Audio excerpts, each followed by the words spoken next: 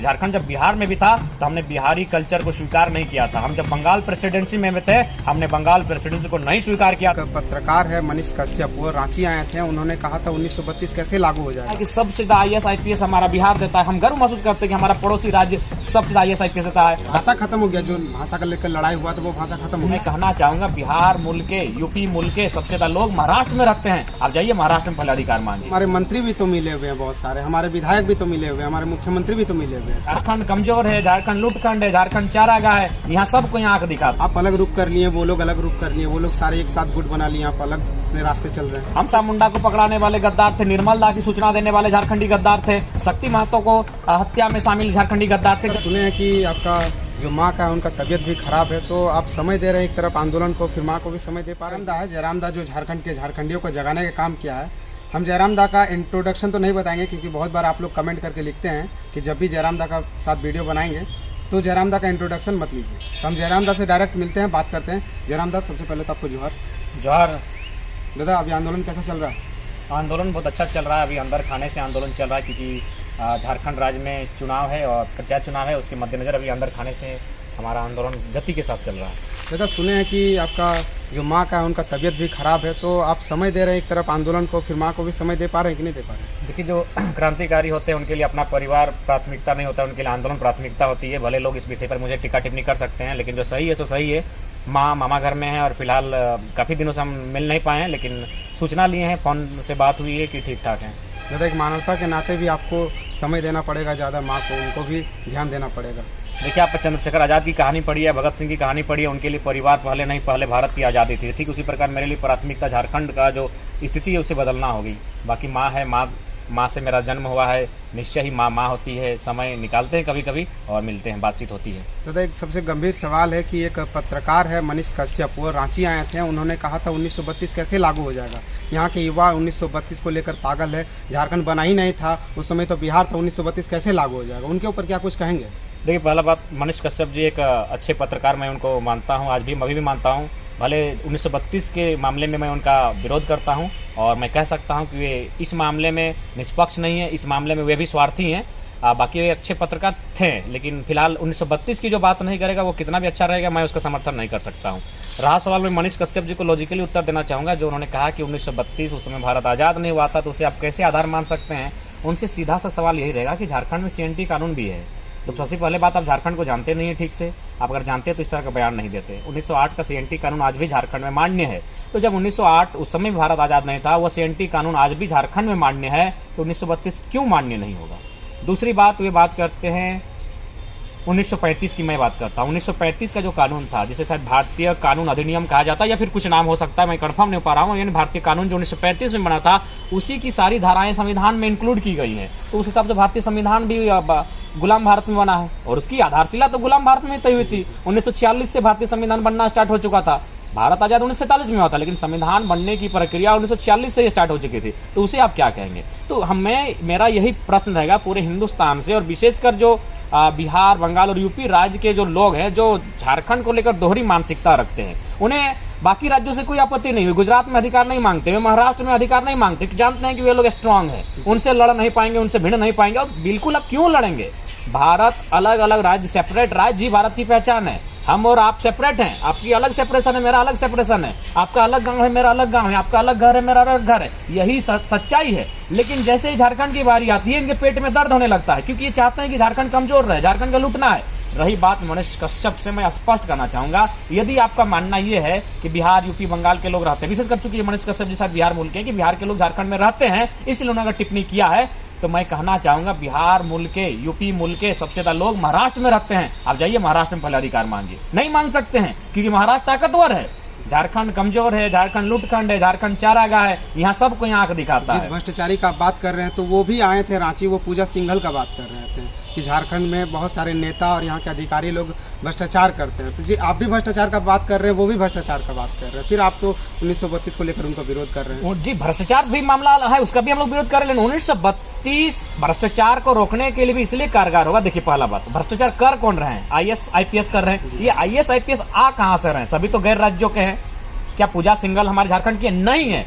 तो इसलिए जब 32 की खतियान होगी, जब झारखंडियों को प्राथमिकता दी जाएगी, झारखंड के लोग नौकरियों में, सेवा के पदों में आगे आएंगे, वे लोग जब नियोजन में अवसर लेंगे तो थोड़ा सा भ्रष्टाचार धीरे धीरे कम होगा, क्योंकि उन्हें माटी के प्रति उनका प्रेम है, उनके झारखंड के प्रति उनकी कट्टरता है कि भाई हम किसको लूटेंगे, ये मेरे लोग हैं, ये अपने लोग हैं, इनको लूट के मुझे क्या मिलेगा। लेकिन चूंकि बाहरी राज्य के लोग आ रहे हैं, वे तो मैंने करोड़ों रुपया देकर यहाँ अपना स्थानांतरण कर रहे हैं कि हमको झारखंड और विशेषकर जो कोयला औद्योगिक क्षेत्र है वहाँ आकर अपना तबादला करा रहे हैं, इसी उद्देश्य से कि भैया वहाँ हमको लूटना है, अच्छा धनराशि जमा करना है, फिर अपने राज्य में आ जाना है। तो निश्चय ही 32 एक अलग मुद्दा है, भ्रष्टाचार भी मुद्दा है, लेकिन ये पैरेलल इसको हम ले सकते हैं। अगर 32 लागू होता है, 32 के आधार पर नियोजन नीतियां बनती हैं, तो निश्चय क्या होगा कि जो काम करने वाले लोग हैं, जो नियोजन में बैठने वाले लोग हैं, जो पद पे जाने वाले, वे झारखंडी होंगे। जब वे झारखंडी होंगे तो झारखंड के हित में सोचेंगे, झारखंड की माटी के प्रति उनकी आस्था होगी, प्रेम होगा। लेकिन बाहरी राज्य के लोग यहाँ आते हैं नियोजन में, बड़े बड़े पोस्ट पर बाहरी राज्य के लोग हैं, तो भैया उन्हें हमारी माटी से कोई वास्ता नहीं है। उसके बाद हमने तो कभी बिहार का विरोध नहीं किया है, हमने लॉजिकली विरोध किया है। हम पहला बात तो बिहार का हमने सम्मान किया है कि सबसे ज़्यादा IAS IPS हमारा बिहार देता है। हम गर्व महसूस करते हैं कि हमारा पड़ोसी राज्य सबसे ज़्यादा IAS IPS देता है। बंगाल में सबसे ज़्यादा पढ़े लिखे तेज तरार लोग होते हैं, जो आज बाबू भी कंपनी में जितने आ रहे हैं सब बंगाल के हैं।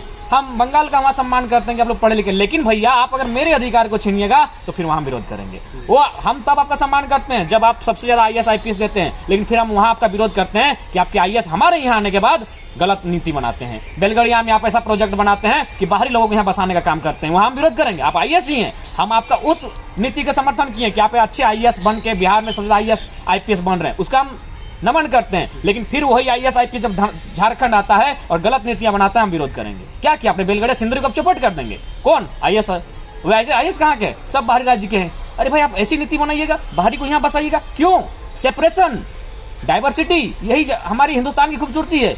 डाइवर्सिटी में यूनिटी यहाँ की खूबसूरती है। आप डाइवर्सिटी को भंग नहीं कर सकते। जिस IAS की आप बात कर रहे हैं, हमारे मंत्री भी तो मिले हुए हैं, बहुत सारे हमारे विधायक भी तो मिले हुए हैं, हमारे मुख्यमंत्री भी तो मिले हुए हैं। हम मिले हुए इसलिए हैं, मैंने स्पष्ट कहा कि अगर आप जयचंद की बात करें या फिर झारखंड आंदोलन में गद्दारों की बात करें, बिरसा मुंडा को पकड़ाने वाले गद्दार थे, निर्मल दा की सूचना देने वाले झारखंडी गद्दार थे, शक्ति महतो को हत्या में शामिल झारखंडी गद्दार थे। गद्दारों की संख्या है यहाँ पर, उन्हें कोई मतलब नहीं है कि राहुल का परिवार क्या होगा, शक्ति को क्या होगा, उसे कोई मतलब नहीं। मेरा परिवार जिए खाए, हमें कोई दिक्कत नहीं। क्या है 1932, क्या है नियोजन, क्या है भूखमरी, उससे कोई मतलब नहीं। अगर मेरा परिवार ठीक से चल रहा है भैया तो हमें कुछ मतलब नहीं है। वो कहावत है ना कि अपना काम बनता भाड़ में जाए जनता, वही हाल झारखंड के नेताओं की है। और निश्चय ही आने वाले दिन आज जब आप सामना होगा तो स्पष्ट पता चलेगा कि ये लोग अलग अलग देशों में वीजा बनाकर निकल चुके हैं। जब झारखंड में भूखमरी आएगी, जब झारखंड में कुपोषण बढ़ेगा, जब झारखंड के लोग त्राहिमाम मचाएंगे एक दिन। अगर नीति नहीं बनती है झारखंड के पक्ष में तो एक दिन ऐसा आएगा कि झारखंड के लोग इंसान को चबाने के लिए दौड़ेंगे। आएगा वो सिचुएशन, क्योंकि बहुत सिचुएशन खराब है झारखंड का। आप कहीं भी